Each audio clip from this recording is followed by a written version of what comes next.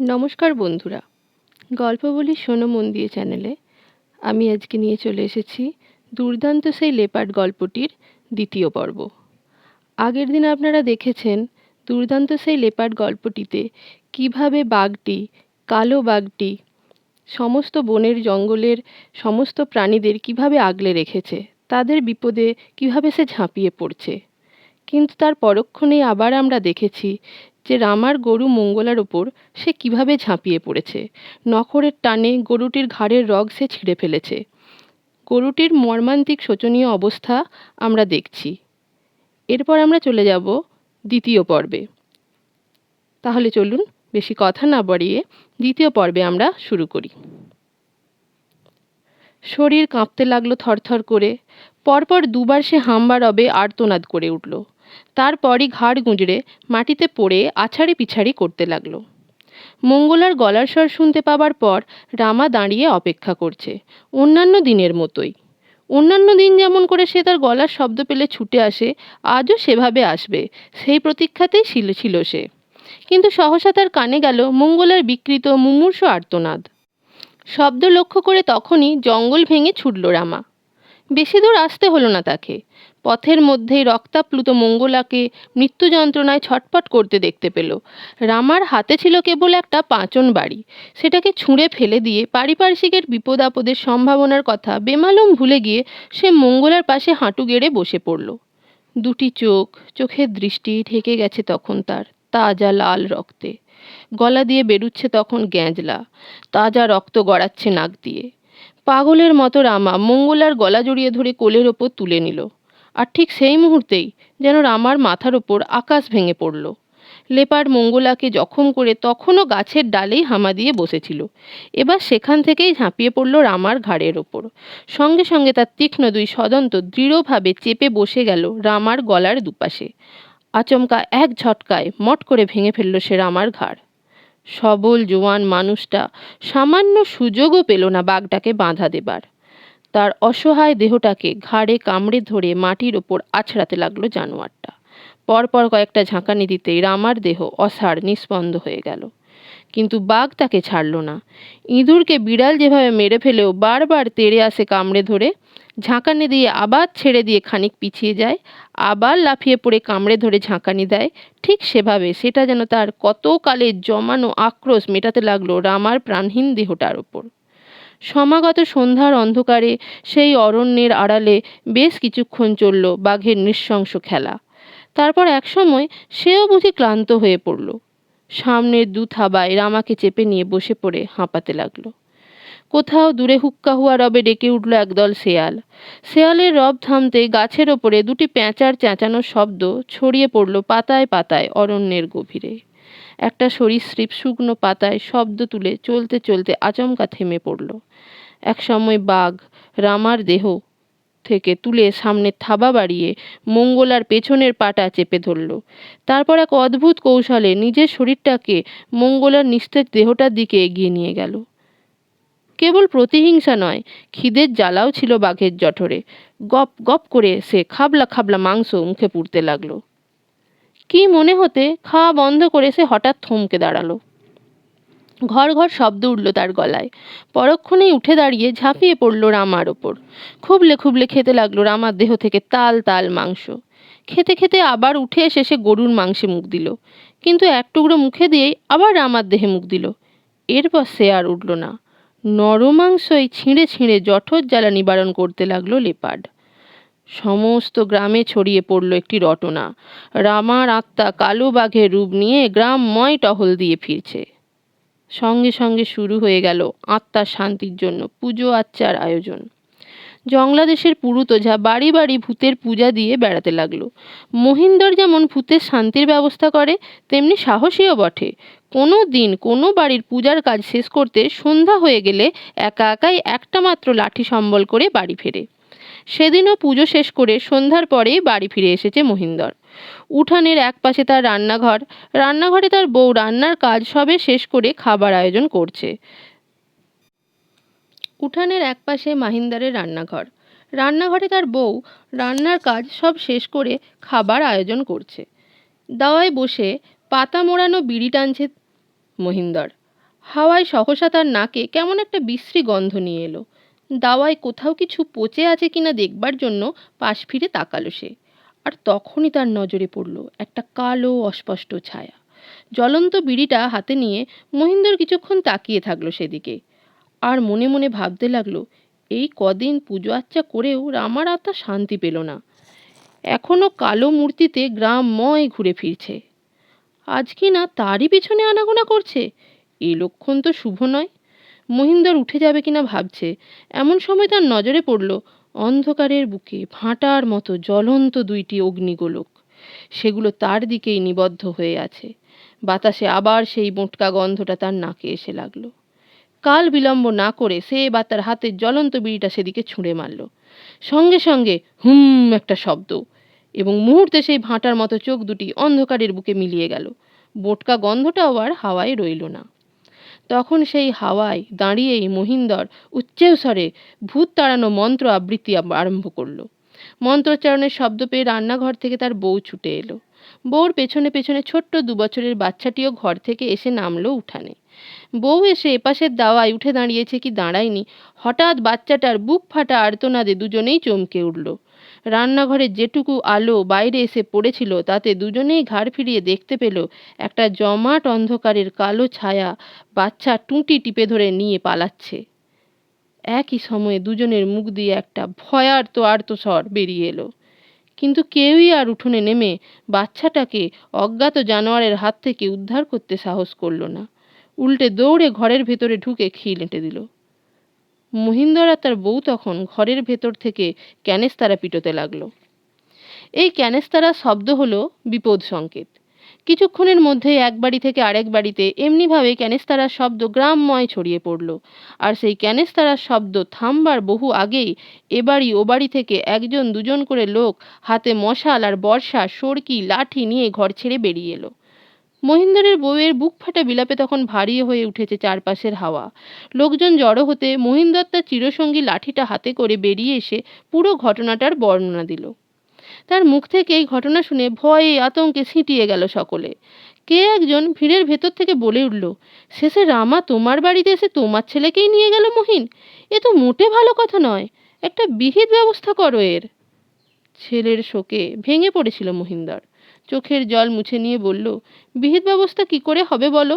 এত করে বললাম যে সকলে মিলে গাঁয়ের শ্মশানে 3 মাথার মোড়ে কাল পাঁঠা বলি দিই, চলো একটা পুজোর ব্যবস্থা করো। আজ হবে কাল হবে করে পিছিয়ে রাখলে, আর ওদিকে পুজো না পেয়ে অভিশপ্ত আত্মা রেগে গিয়ে কিনা আমার ওপরই প্রতিশোধ নিলে। এইবারে দেখব গ্রামের ছেলে পিলে কি করে রক্ষা পায়। ছেলে যখন গেছে তখন পুজো আমিও আর দিচ্ছি নে। কথা শুনে চতুর্দিকে গুঞ্জন উঠল। সবাই সমস্বরে বলাবলি করতে লাগলো, মোহিনের কথাটাই ঠিক, পুজো না পেয়ে রামা এভাবে প্রতিশোধ নিতে থাকবে। না না, আর বাড়ি বাড়ি পুজো নয়, একজোট হয়ে পুজো চাই। সিদ্ধান্ত তখনই হয়ে গেল। সেই সপ্তাহের মধ্যেই 3 মাথার মোড়ে কালো পাঁঠা বলি দিয়ে রামার আত্মার সদ্গতির জন্য পুজো দেয়া হবে। এদিকে বুড়োরা মহিনকে ঘিরে যখন এমনই জল্পনা কল্পনা করছে, তখন একদল ছোকরা মশাল জ্বালিয়ে খুঁজতে খুঁজতে উঠোনের কোণে রক্তের দাগ বার করে ফেলল। তাদের চিৎকার শুনে আর সকলে এসে জুটল তাদের কাছে। খুঁটিয়ে রক্তের দাগ পরীক্ষা করতেই মাটির বুকে তরতাজা থাবার দাগ আবিষ্কার হয়ে গেল। গাঁয়ের বৃদ্ধ মোড়লের অনেক বয়স হয়েছে, চোখে সে ভালো দেখতে পায় না, কিন্তু কয়েকটা মশালের আলোয় ভালো করে পরীক্ষা করে সে কিছুক্ষণের মধ্যেই থাবার দাগ শনাক্ত করে ফেলল। গেছো বাঘ মনে হচ্ছে, এ যে দিব্যি বাঘের থাবা। গেছো বাঘ? একটা আতঙ্কিত গুঞ্জন উঠল চারদিকে। মহিন বলল, কিন্তু ওই বাঘের তো গায়ে ঢুকে মানুষ মারার সাহস হয় না মোড়ল। কথাটা ঠিকই বলেছ বটে, তবে অভিজ্ঞতা সকলের চাইতে বেশি মোড়লের। তার অভিমতের মূল্যও দেয় গ্রামবাসী সকলে। সকলেই শান্ত করে মোড়ল বলল, গেছো বাঘগুলো ভিতুর ডিম, তবে একবার মানুষের রক্তের সোয়াদ পেয়ে গেলে ওরা ভয় কাটিয়ে ওঠে। গাঁয়ের হাঁস মুরগি গরু বাছুর ছেড়ে তখন মানুষ মারার ফাঁক খোঁজে তারা। রামা আর তার গাইটাকে ও বাঘটাই খেয়েছিল, নির্ঘাত। অনেককাল তো এই অঞ্চলে মানুষ খেকো জানোয়ার নামেনি। এমন সাহস এই মানুষ খেকো ছাড়া আর কার হবে? কিন্তু মোড়ল, একটা মানুষের রক্তেই অত সাহস যোগায় এদের? এ তো কেবল সাহস নয় রে, লোভ। ভীতু ওরা চিরকালই। তবে কিনা আগে মানুষ মারার সাহস পেত না, এখন মানুষ মারবে সুযোগ পেলেই। কিন্তু মোড়ল মহিনের বাচ্চাটাকে খুঁজে দেখলে হতো না? তা হতো বই কি, চ না, রক্তের দাগ দেখে এগো না তোরা। কিন্তু এ সত্যিকারের বাগনা হয়ে যদি রামার শয়তান আত্মা হয় মোড়ল?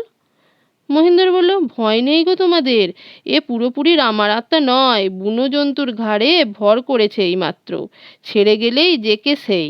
বনের জানোয়ার ছাড়া তখন আর কিছু নয় সে, আমাদের পাকড়াও করতে হবে এই জানোয়ারটাকে।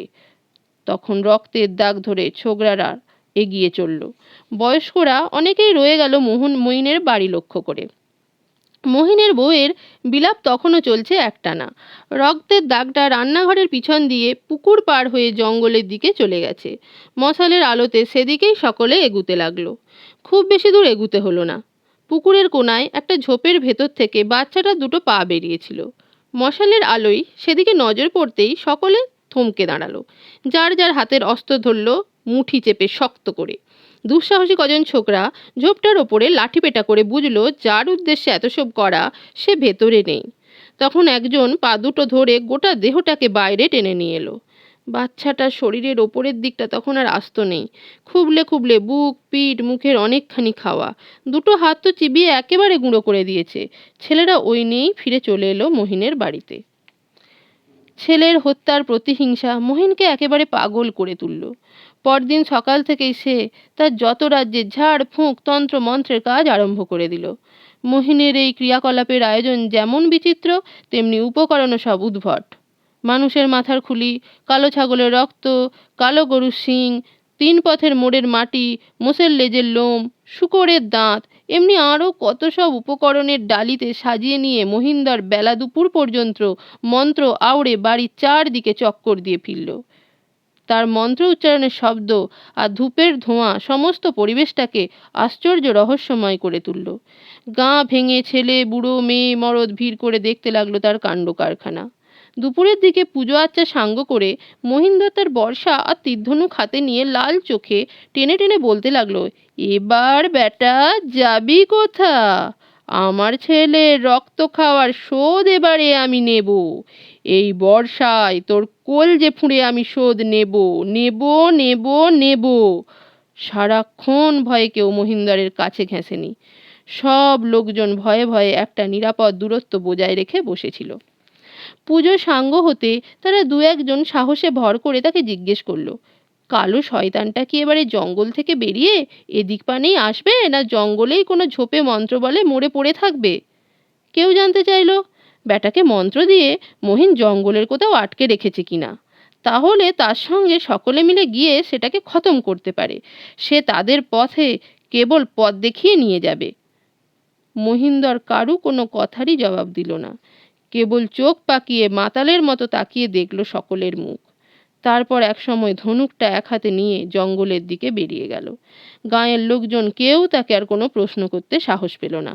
তারা দূরে দাঁড়িয়ে তাকিয়ে রইল তার গমন পথের দিকে।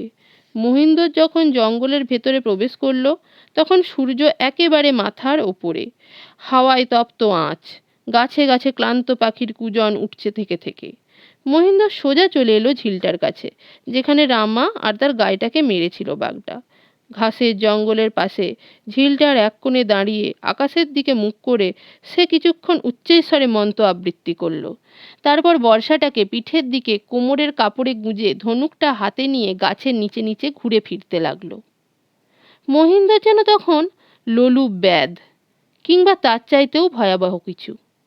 তীক্ষ্ণ ধারালো দৃষ্টি তার গাছের ডালে নিবদ্ধ। প্রতিটি পাতার কম্পনও বুঝি সে দৃষ্টিকে এড়াতে পারে না। তার দৃষ্টির হিংস্রতা বুঝি গাছের পাতার বুকেও কাঁপন ধরিয়ে দিয়ে যায়। ধীরে ধীরে ঝিলটার তিন দিক ঘুরে পূর্ব কোণায় চলে এলো মহিন্দর।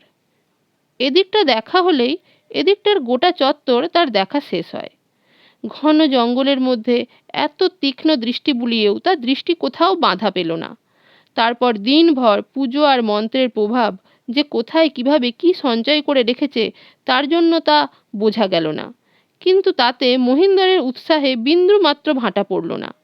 এদিকে কাঁচা রক্তের রঙে রাঙা হয়ে উঠেছে আকাশ। সূর্য পশ্চিমের কোলে ঢলে পড়ছে। গাছে গাছে পাখিরা কলকাকলিতে মুখর হয়ে উঠছে ক্রমে।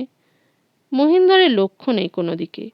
তার ঘাড় একইভাবে কাত করা, সন্ধানী দৃষ্টি গাছের পত্রপল্লবের ছায়ায় ছায়ায় ঘুরে ফিরছে। চলতে চলতে হঠাৎ এক জায়গায় এসে থমকে দাঁড়িয়ে পড়ল সে।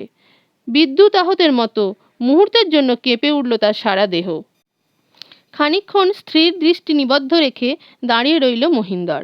স্পষ্ট সে দেখতে পেল যাকে সে খুঁজে ফিরছে পাগলের মতো, যার নাগাল ধরার জন্য তার সারাদিনের নানা আয়োজন, সাড়ম্বর মন্ত্রের ক্রিয়াকলাপ, তার সেই পুত্রহন্তা কালো বাঘ একটা পাতা ঝোপের আড়ালে গোটা দেহটা আড়াল করে বসে আছে, একটা মোটা ডালে বুকে ভর দিয়ে। তার মাথাটা ঝোপের বাইরে বেরিয়ে আছে, সেখানে দপদপ করে জ্বলছে দুটি নীলাভ আলোর গোলক। মহিন্দর কালো শয়তানটার অবস্থান লক্ষ্য করেই বুঝতে পারল, অনেকক্ষণ থেকেই এমনি গা ঢাকা দিয়ে রক্তখেকো জানোয়ারটা তাকে লক্ষ্য করছে। জানোয়ারটা বুঝি তার উদ্দেশ্য বোঝবার চেষ্টা করছে এতক্ষণ। মহিন্দর একথা ভেবেও মনে মনে উৎফুল্ল হলো। তার মন্ত্রের ক্রিয়া ব্যর্থ হবার নয়। সে জানত তার অব্যর্থ আকর্ষণেই ওটা সেখানে এমনি নিশ্চুপ হয়ে বসে থাকবে। চকিতে মহিন্দরের মনে খেলে গেল, এ সময় যদি গ্রামবাসী কেউ তার পাশে থাকতো তাহলে তারা বুঝতো বৃথায় সে সারাদিন উপসী থেকে এত সব কাণ্ড করেনি। তার মন্ত্রের ক্রিয়া একেবারে অমোঘ। শোক কাতর মহিন্দরের মন মুহূর্তের মধ্যে প্রতিহিংসায় ফুঁসে উঠল। যে কয়টা শানিত তীর সে কোমরে গুঁজে এনেছিল তার একটা চক্ষের পলকে সে ধনুকে জুড়ে নিল। কালো গোলাকার যে মাথাটা ঝোপের বাইরে বেরিয়েছিল তার কোনো ভাবান্তর দেখা গেল না। কেবল হিংস্র চোখের সবুজাভ বিন্দু দুটি চঞ্চলভাবে নড়ে চড়ে আবার আগের মতো মহিন্দরের ওপরে স্থির হয়ে রইল। আচমকা গলা চড়িয়ে চিৎকার করে উঠল মহিন্দর, আয় নেমে, শয়তান রক্তখেকোর বাচ্চা! বলতে বলতেই তার হাতের তীর অব্যর্থ লক্ষ্যে ছুটে গেল কালো মাথাটার দিকে। কিন্তু মুহূর্তেই মাথাটা সেখান থেকে অদৃশ্য হয়ে ঝোপের আড়ালে চলে গেল। তীব্র আক্রোশে ছুঁড়ে দেয়া মহিন্দরের তীরটা গিয়ে বিঁধল গাছের ডালে। থরথর করে কাঁপতে লাগলো সেটা। দাঁতে দাঁত চেপে এই ব্যর্থতা দেখল মহিন্দর। তারপর এক ঝটকায় আর একটা তীর টেনে নিয়ে ধনুকে জুড়ল। পাতার আড়ালে আত্মগোপন করে যে এতক্ষণ মহিন্দরকে লক্ষ্য করছিল, এবার তার ক্রোধের প্রকাশ টের পাওয়া গেল। গড় গড় শব্দ উঠতে লাগলো পাতার আড়াল থেকে। মুহূর্ত কয়েকের মধ্যেই জানোয়ারটা ক্রুদ্ধ চাপা গর্জন করতে করতে ভয়ঙ্কর মূর্তিতে আত্মপ্রকাশ করল। এক লাফে পাতার আড়াল ছেড়ে সেটা নিচের একটা ডালে একেবারে মহিন্দরের মাথা বরাবর লাফিয়ে পড়ল। নিচে প্রস্তুত হয়েই ছিল মহিন্দর। পলকের মধ্যে তার তীর জ্যা মুক্ত হয়ে ছুটে গিয়ে আঘাত করল বাঘের পিছনের পায়ে। জন্তুটা লাফিয়ে উঠে স্থির হয়ে দাঁড়াবার অবসরটুকুও পায়নি। তার পিছনের পায়ের খানিকটা চামড়া উড়ে গেল। বিকট একটা আর্তনাদ করে নিচে মাটিতে পড়ে গেল জন্তুটা। কিন্তু মাটিতে পড়ে বিদ্যুৎ গতিতে উঠে দাঁড়িয়ে এক লাফে জঙ্গলের ভেতরে অদৃশ্য হয়ে গেল। বাঘটাকে মাটিতে পড়তে দেখে মহিন্দর কোমর থেকে বর্শাটা টেনে নিয়ে আক্রমণ রুখবার জন্য প্রস্তুত হয়েই ছিল। কিন্তু আহত শত্রু তাকে আক্রমণ না করে পালিয়ে গেল। গাছ থেকে তীরের আঘাত পেয়ে লেপার্ড মাটিতে যেখানে পড়েছিল সেখানে মহিন্দর সোল্লাসে ছুটে গিয়ে পাতা ঘাস সরিয়ে কি যেন খুঁজতে লাগলো পাগলের মতো। বেলা শেষের নিষ্প্রভ আলোয় বুঝি গাছপালার অন্ধকারে ভালোভাবে কিন্তু নজরে পড়ছিল না। হঠাৎ ঘাসের ওপর হাতে ভিজা ভিজা ঠেকতেই মহিন্দর হাতটা আলোয় চোখের সামনে তুলে ধরল। তারপর হিংস্র উল্লাসে অস্ফুটে চিৎকার করে উঠল, এই তো এই তো, রক্তের বদলে রক্ত! উন্মত্তের মতো ঘাসের ডগা থেকে নিঃশেষে সবটুকু রক্ত হাতে তুলে নিয়ে মহিন্দর বুকে মেখে নিতে লাগলো বারবার। শেষে ঘাসের মাথাগুলো ছিঁড়ে নিয়ে তাই বুকে ঘষতে লাগলো। হিংস্র উল্লাসে সে বুকে রক্ত ভেজা ঘাসের ডগা ঘষতে লাগলো, আর আশ্চর্য এক তৃপ্তিতে তার মুখ দিয়ে বেরোতে লাগলো হিস হিস শব্দ। এক মনে বারবার অনেকক্ষণ ধরে মহিন্দর এই করে চলেছিল। হঠাৎ তার কানে গেল অনেক মানুষের কণ্ঠস্বর, কারা যেন তাকে ডাকছে। চমকে উঠে দাঁড়ালো সে, তাকালো শব্দ লক্ষ্য করে। ঘনায়মান সন্ধ্যার আবছা অন্ধকারেও মহিন্দরের চোখে পড়ল অদূরে একটা বাবলা ঝোপের নিচে দাঁড়িয়ে তার প্রতিবেশীরা তাকেই ডাকছে। দলে ওরা ৮-৯ জন তো বটেই। গাঁয়ের লোকজন চোখ পড়তেই মহিন্দরের চোখে এক আশ্চর্য আলোর ঝিলিক খেলে গেল। সে লাফিয়ে উঠে দুহাত তুলে চিৎকার করে উঠল, আমি এখানে! ঝুমরু, রুধি, অঙ্গিরা, পেঙ্খু, তোরা এদিকে আয়, আমি পেয়েছি পেয়েছি, দেখে যা। যারা তাকে খুঁজতে এসেছিল তাদের প্রত্যেকের হাতে ছিলই একটা করে অস্ত্র। একজনের হাতে একটা ক্যানেস্তারাও ছিল। মহিনদরের সাড়া পেয়ে তারা সমস্বরে চেঁচিয়ে উঠল, মহিন, তুমি ফিরে এসো, তোরা দেখে যা এদিকে, ভয় নেই। লোকগুলো তখন দল বেঁধে দ্রুত পায়ে এগিয়ে এসে দাঁড়ালো মহিনদরকে ঘিরে। দেখ দেখ, ঠিক তাকে আটকেছিলাম, আমার বাছার রক্ত খেয়েছিল, এই দেখ আমার বুকে তার রক্ত, আহ কি শান্তি, কি শান্তি। হাঁপাতে হাঁপাতে পাগলের মতো বলতে লাগলো মহিনদর। সেটা কোথায় গেল? কোথায় কালো শয়তান? নেই, অল্পের জন্য পালিয়েছে, কিন্তু ওর কলজে না নিয়ে আমি আজ যাব না এখান থেকে। আমার তীর তাকে বিঁধেছে, দেখ কত রক্ত, আমি তাকে খুঁজে বার করবই। আজ আর নয় মহিন, সন্ধ্যা হলো, তোমাকে ফিরতে না দেখে আমরা তোমার খোঁজে এলাম, আজকের মতো ফিরে চলো। না না না, ওর কলজে না নিয়ে আমি যাব না, আর্তনাদের মতো চিৎকার করে উঠল মহিনদর বাড়ি ফেরার কথায়। কিন্তু ওরা কিছুতেই তাকে এই ঘোর সন্ধ্যায় বাঘের পেছনে রেখে যেতে রাজি হলো না। অনেক বুঝিয়ে সুঝিয়ে কোনো মতে শান্ত করলো তারা পুত্রহারা অশান্ত পিতাকে, কিন্তু তারা শান্ত করতে পারল না তার প্রতিহিংসা কাতর হিংস্র মনটাকে। আবার আসবে সে, একথা বারবার বলতে বলতে বাধ্য হয়েই তাকে প্রতিবেশীদের সঙ্গে চলে আসতে হলো জঙ্গল থেকে। রাত ভোর, কিছুতেই দু চোখের পাতা এক করতে পারেনি মহিনদর। ছটফট করতে করতে মাঝে মাঝে উঠে বসছে, অস্ফুটে বারবার আওড়েছে, আর একবার যদি কাছে পেতাম, আর একবার। বিছানার ওপাশে কাঁদতে কাঁদতে মাঝে মাঝে হাহাকার করে উঠছিল মহিনদরের বউ। সেদিকে তাকিয়ে সে অন্ধকারে অনেকক্ষণ শূন্য দৃষ্টিতে তাকিয়ে থেকেছে, তারপর নিজের বুকে হাত বুলোতে বুলোতে দীর্ঘশ্বাস ফেলেছে। খানিক বাদেই আবার উঠে বসেছে। আবার আবার একই ঘটনার পুনরাবৃত্তি। এইভাবে মাঝরাত পর্যন্ত কেটেছে তার। শেষ শেষ রাতের দিকে একটু তন্দ্রাচ্ছন্ন হয়ে পড়েছিল। হঠাৎ বারান্দায় কিসের একটা শব্দ উঠতেই মহিনদরের ঘুমের চটকা ভেঙে গেল। লাফিয়ে বিছানায় উঠে বসল সে। কিছুক্ষণ কান পেতে শুনল, শুনেই সচকিত হয়ে উঠল। প্রায় নিঃশ্বাস বন্ধ করে পা টিপে টিপে বিছানা থেকে নেমে জানলার ধারে এগিয়ে গেল। জানলার নিচেই বারান্দা, পাল্লা দুটো ফাঁক করে বাইরে সন্ধানী দৃষ্টি ফেলল মহিনদর। ক্ষীণ চাঁদের আলোয় বারান্দাটা আবছা মতন দেখাচ্ছিল। মহিনদরের দৃষ্টি বারান্দার এক কোণে এসে আটকে গেল। অন্ধকারের চাইতেও বুঝি কালো একটা প্রাণী বারান্দার এক পাশে কাত হয়ে শুয়ে আছে।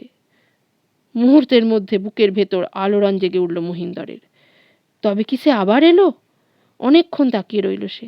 ভাবলো একবার পাশ ফিরে তাকালেই প্রাণীটাকে শনাক্ত করতে পারবে সে। জঙ্গুলে দেশ, কালো বর্ণের প্রাণীর তো আর অভাব নেই। কালো কোনো কুকুরও তো হতে পারে। অনেকক্ষণ প্রতীক্ষা করেও হতাশ হলো মহিনদর। না, প্রাণীটা যেমনি বসেছিল তেমনি বসে আছে, নড়ে চড়ে বসবার নাম নেই। অগত্যা মহিনদরকে অন্য ব্যবস্থা নিতে হলো। গলায় কাশির শব্দ করলো দুবার সে। শব্দের সঙ্গে সঙ্গে কলের পুতুলের মতো উঠে ঘুরে দাঁড়ালো প্রাণীটা জানলার দিকে। চিনতে এতটুকু ভুল হলো না মহিনের। এ সেই কালো শয়তান। তার জ্বলন্ত চোখ দুটোই বলে দিল তার পরিচয়। বুকের ভেতরে তোলপাড় শুরু হয়ে গেল তার। শত্রু তার ঘরের দাওয়ায়? সে রাতভর বিছানায় এপাশ ওপাশ করেছে আর বারবার প্রার্থনা করেছে, আর একবার একবার যেন এর সাক্ষাৎ মেলে। ভগবান তার ডাক নিশ্চয়ই শুনেছেন, নইলে শয়তানটা তার দাওয়ায় ফিরে আসবে কেন এত রাতে? মহিন্দর অবশ্য জানে এই গেছো শয়তানগুলো কি ভয়ানক প্রতিহিংসা পরায়ণ। একবার কারু ওপর চটে গেলে তার রক্ত না দেখা পর্যন্ত মনে শান্তি পায় না। কিন্তু আজ নিশ্চয়ই ভগবান তাকে পাঠিয়ে দিয়েছেন তার নাগালের মধ্যে। পুত্রশোকের আগুন আর প্রতিহিংসার আগুনে সে জ্বলে পুড়ে মরছিল। এই যন্ত্রণা শান্তি করবার জন্যই তিনি মহিন্দরকে এই দয়া করেছেন। এ সুযোগ হাতছাড়া করা যায় না। কালো শয়তানটাকে আজ ছেড়ে দেয়া যায় না। চকিতে ঘরের কোণ থেকে মহিন্দর বর্শাটা তুলে নিল। তারপর নিঃশব্দে পেছনের দরজা খুলে বাইরে বেরিয়ে পড়ল। বাইরে বেরিয়ে বেশি দূর এগোতে পারেনি সে। হঠাৎ পেছনে ঘর ঘর শব্দ শুনে ঘুরে দাঁড়ালো, আর ঠিক সেই মুহূর্তে পেছন থেকে ঝাঁপিয়ে পড়লো জানোয়ারটা তার ঘাড়ের ওপর। মুখোমুখি হবার প্রস্তুতি মনে মনে থাকলেও অতর্কিত এই আক্রমণের জন্য তৈরি ছিল না মহিন্দর। জানোয়ারটার দেহের চাপে মাটিতে বসে পড়ল সে। জংলা দেশের মানুষ সে, দেহের পেশিতে তার অরণ্য সাপদের তৎপরতা। মাটিতে বসে পড়েই নিজেকে সামলে নিল সে। লেপার ততক্ষণে তার কাঁধের ওপর দীর্ঘ তীক্ষ্ণ দাঁত দুটি চেপে বসিয়ে দিয়েছে। সামনের দুটি পা মহিনের কাঁধে আর পেছনের পা দুটি উরুর ওপরে। মহিন ওই অবস্থাতেই তার পুত্রহন্তাকে বুকের সঙ্গে জাপটে ধরে মাটিতে উবু হয়ে শুয়ে পড়ল। তারপর কাঁধের যন্ত্রণা অগ্রাহ্য করে দুহাতে শক্ত মুঠিতে চেপে ধরল তার গলা। গলায় চাপ পড়তেই শ্বাসরুদ্ধ হয়ে এলো জানোয়ারটার। সে তখন কাঁধের কামড় ছেড়ে দিয়ে প্রাণপণ শক্তিতে পা ছুঁড়তে লাগলো। জানোয়ারটার চোয়াল কাঁধের ওপর থেকে সরে যেতেই সুযোগ পেয়ে গেল মহিন্দর। ঝট করে সে বাঘের পেছনের পা দুটি দুহাত দিয়ে চেপে ধরল। কিন্তু তড়িৎ গতিতে বাঘের ক্ষিপ্রতার সঙ্গে সে পেরে উঠল না। এক ঝটকায় পা সরিয়ে নিয়েই জানোয়ারটার নাগালের বাইরে চলে গেল। মহিন্দর এবারে তার মাটিতে পড়ে যাওয়া বর্শাটা হাতে তুলে নিল, কিন্তু ঘুরে দেখে তার সামনেটা ফাঁকা। শত্রু পলাতক, নিঃশব্দে সরে পড়েছে সে। অদৃশ্য শত্রুর উদ্দেশ্যে শূন্যে গালাগাল নিক্ষেপ করল মহিন্দর। তারপরই হাহাকার করে উঠল, এবারেও পারলাম না, হায় হায়। হাঁপড়ের মতো ওঠানামা করছিল মহিন্দরের বুক, আর কাঁধের গভীর ক্ষত থেকে রক্ত ঝরছিল অঝরে।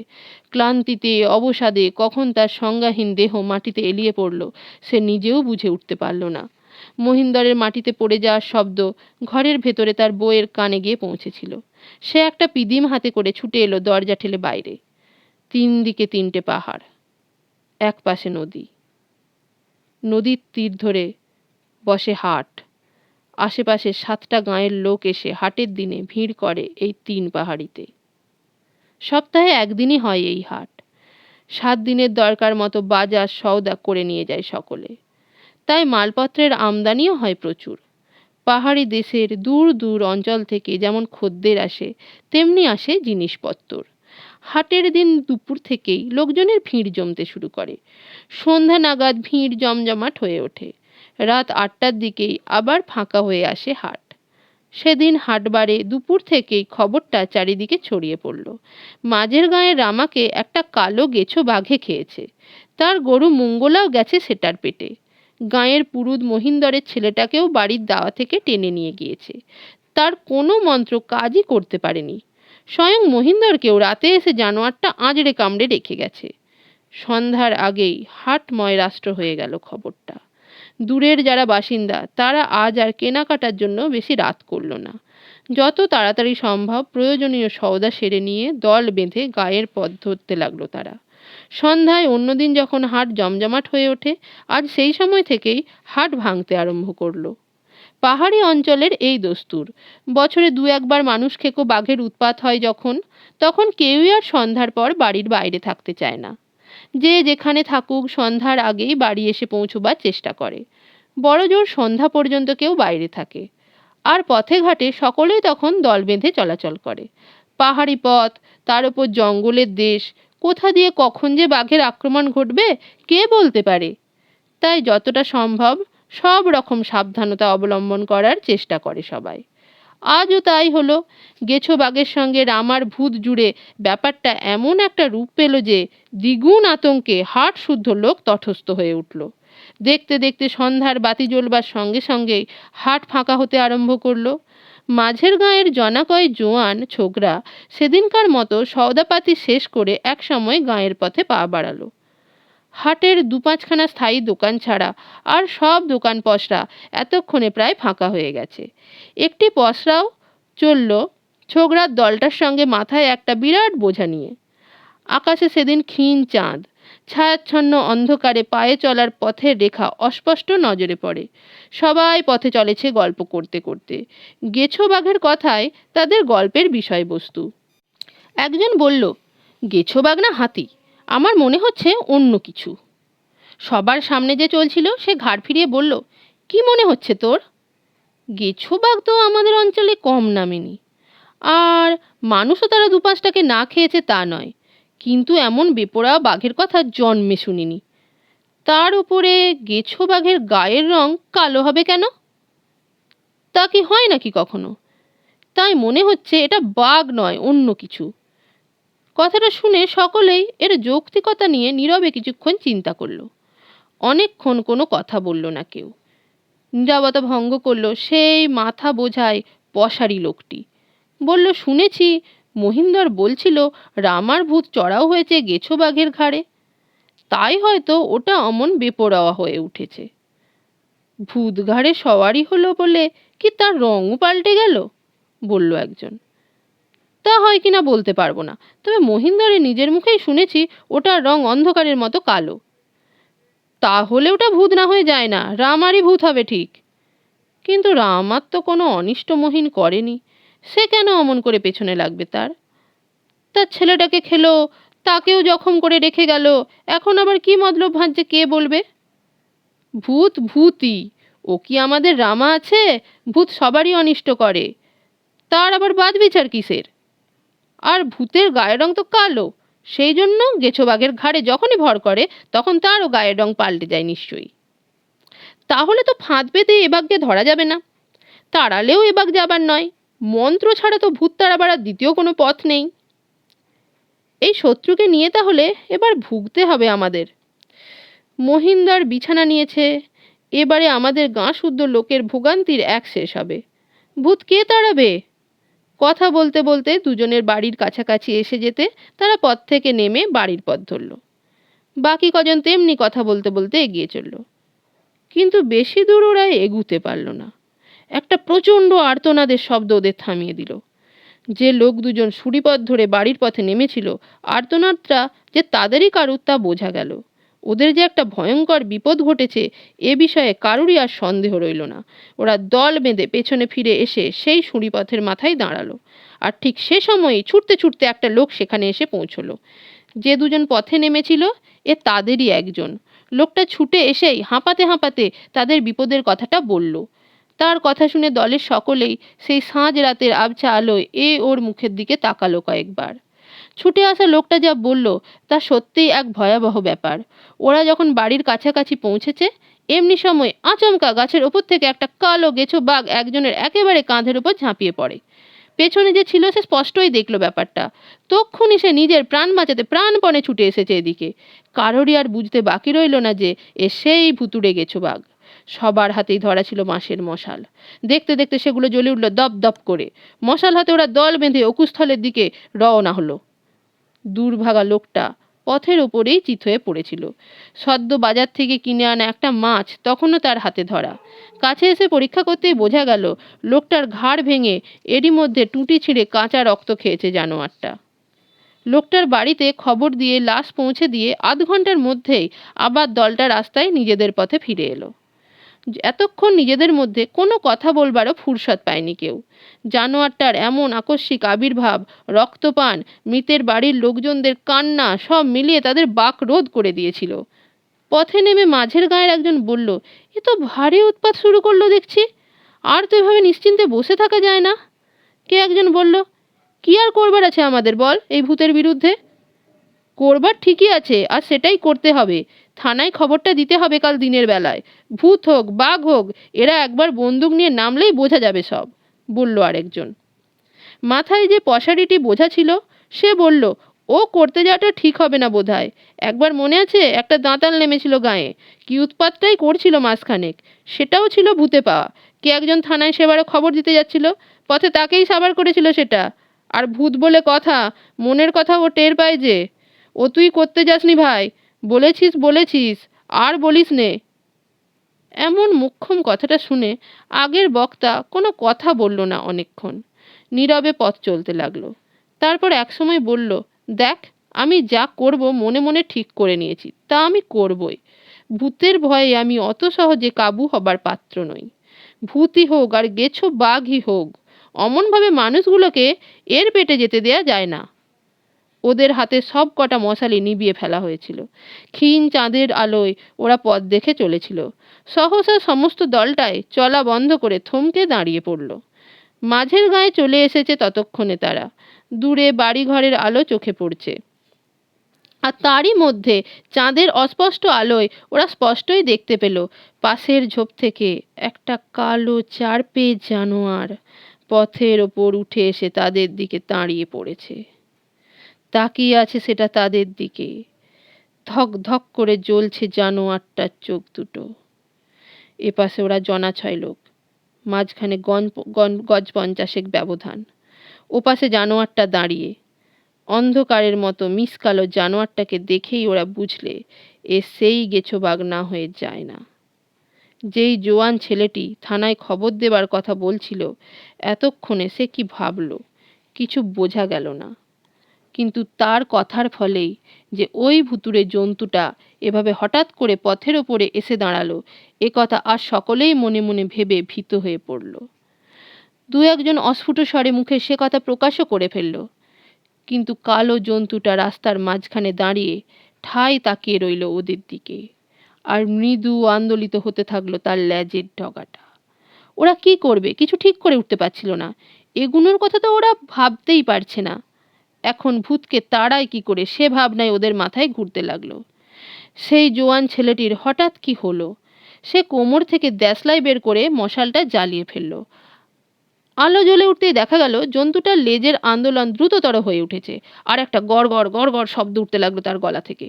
ছেলেটি জ্বলন্ত মশালটা হাতে নিয়ে কোনো দিকে ভ্রুক্ষেপ করতে পারল না, সোজা ছুটে গেল জন্তুটার দিকে। ছুটতে ছুটতে গায়ের জোরে চিৎকার করে গালাগাল দিতে লাগলো জন্তুটাকে।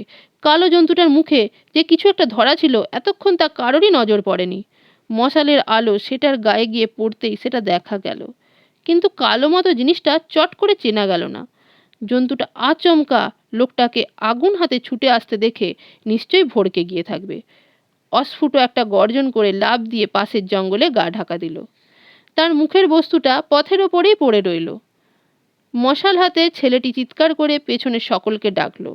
ঘটনার আকস্মিকতায় এরা সকলেই কেমন বিভ্রান্ত হয়ে পড়েছিল। এবার যেন তাদের সম্বিত ফিরে এলো। সকলেই পা ফেলে এগিয়ে এলো মশালধারীর কাছে। পথের ওপরে পড়েছিল সেই বস্তুটা। আলো ফেলতেই সেটা দেখে শিউরে উঠল সকলে। একটা পা, 2-3 বছরের একটি শিশুর পা।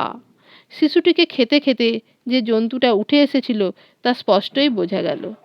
লাঠি দিয়ে পাটাকে পাশের ঝোপে ঠেলে ফেলে দিল ওরা। কখন কোন দিক থেকে আবার কি বিপদ এসে উপস্থিত হয় সেই ভয় সবাইকে তখন পেয়ে বসেছে। দ্রুত স্থান ত্যাগ করবার জন্য সকলেই যার যার মশাল জ্বালিয়ে নিল। তারপর উচ্চৈঃস্বরে কথা বলতে বলতে গাঁয়ের পথে চলতে লাগলো। বন্ধুরা, দেখেছেন তো লেপারটি কি ভয়ঙ্কর হয়ে উঠেছে। মানুষের রক্তের স্বাদ তাকে মরিয়া হিংস্র করে তুলেছে। এই গল্পটির পরবর্তী অংশের নাম দিয়েছেন লেখক বিদায় বন্ধু বিদায়। এই দুর্দান্ত সেই লেপার্ড গল্পটির পরবর্তী সেই অংশ বিদায় বন্ধু বিদায় নিয়ে আমি ফিরে আসব পরের পর্বের ভিডিওতে। পরের দিন পড়ব আমি এই গল্পেরই 3য় পর্ব বিদায় বন্ধু বিদায়। আপনারা অবশ্যই শুনবেন। আর আজকের গল্পটি যদি আপনাদের ভালো লেগে থাকে অবশ্যই লাইক ও সাবস্ক্রাইব করে দেবেন, যাতে আমি আরও ভালো ভালো গল্প আপনাদের পড়ে শোনাতে পারি। সবাই ভালো থাকবেন, সুস্থ থাকবেন। নমস্কার।